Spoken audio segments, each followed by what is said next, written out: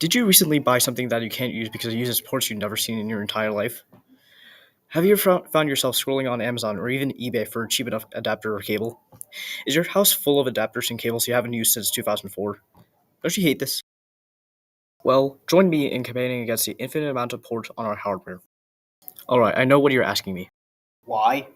Well, there's just too many of them. There are so many ports that have existed and become obsolete in a couple of years later.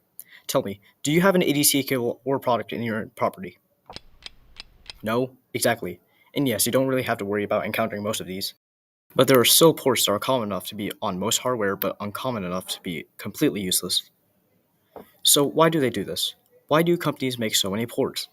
I believe there are two reasons to this. 1. Companies want to make something better and or different for their products. 2. Companies need to make something compatible with their products. One example of reason one is the ADC connector, or the Apple Display connector. ADC was introduced by Apple in July 2000 on the Power Mac G4. Now, if you look at it for 2 seconds, you may or may not realize it looks like another video connector. Yes, ADT is based on DVI, specifically DVI M1DA, which is like DVI-I Dual Link, but with 6 extra pins for USB. It's nerdy stuff you probably don't care about. Anyways, ADC was supposed to be a video port for both digital and analog video, like DVI-I, and it also has USB, like DVI M1DA. The only thing that makes ADC special is that it also provides power for the monitor. That's basically it. They reduced it from 2 cables to 1. I mean, that's progress, but still, that's it. Apple introduced ADC as a proprietary standard, which basically meant only Apple could put ADC on their products. Classic Apple. Also, one more thing. A lot of people wanted to use their Power Macs with other displays, so Apple released an ADC to DVI adapters for the low price of $149 or $286 in today's money. Apple? What the heck?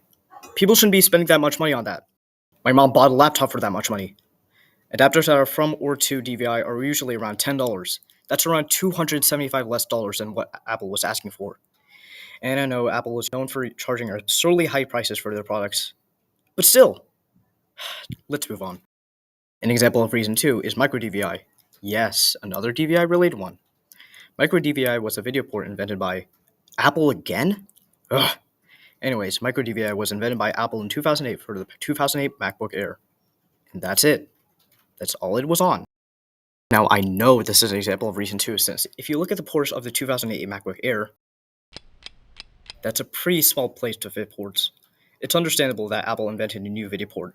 Well, I mean, they could have used HDMI, but it requires a royalty, and they started using it later on. And again, they only use micro DVI for a single piece of technology, so there's only one circumstance where you need to use that port. Whatever, it's mostly justified they made micro DVI. So, what's the problem? Well, the problem is reason 1. Companies should not be making new ports just to be different. All they're doing is making life harder. You should not be running into a situation where you can't use something because it uses ports you've never seen it in your entire life. You should not find yourself scrolling on Amazon or even eBay for a cheap enough adapter or cable, or at least not as much as you usually do.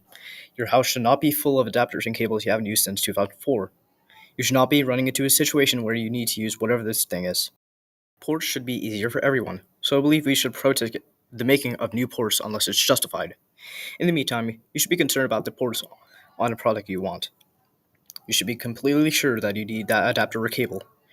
And if you're not, don't get it. Make sure you clear your house of the cables and adapters you're about 90% sure you won't need in the next 15 years. So I hope you don't run into a situation where you need this cable, ever. And I hope you have at least an alright May. Bye.